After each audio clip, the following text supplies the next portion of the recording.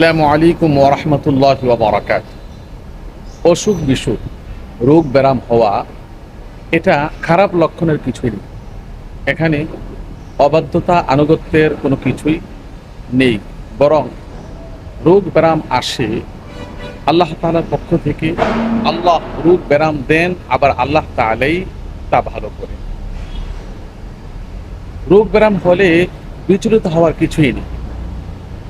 তবে এই বিষয়টা আমাদেরকে একটু ভাবিয়ে তোলে সমাজের ওই সমস্ত লোকগুলিকে দেখলে যারা দিনভর আল্লাহ তাআলার অবাধ্য কাজের মধ্যে লিপ্ত থাকে, কিন্তু তাদের কোনো অসুস্থতা হয় না।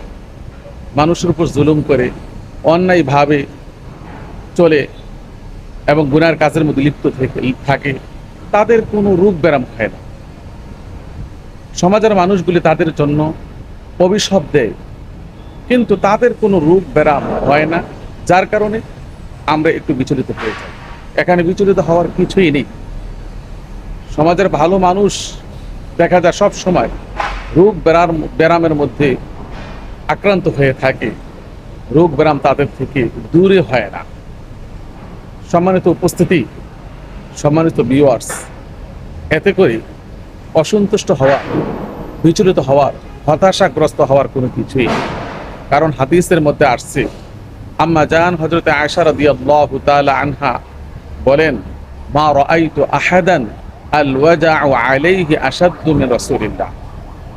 আমি আল্লাহর রাসূলের চাইতে রোগ যন্ত্রণায় কষ্ট পেতে এমন কাউকে আমি দেখিনি। অন্য হাদিসের মধ্যে আসছে, একদিন এক গ্রাম্য ব্যক্তি আল্লাহর রাসূলের কাছে আসলেন। এসে বললেন, আল্লাহর রাসূল তাকে জিজ্ঞেস করলেন, তোমার কি কখনো জ্বর হয়েছে? সে বলল না। আবার জিজ্ঞেস করলেন, তোমার কি কখনো মাথা ব্যথা হয়েছে? ওই ব্যক্তি বলল না।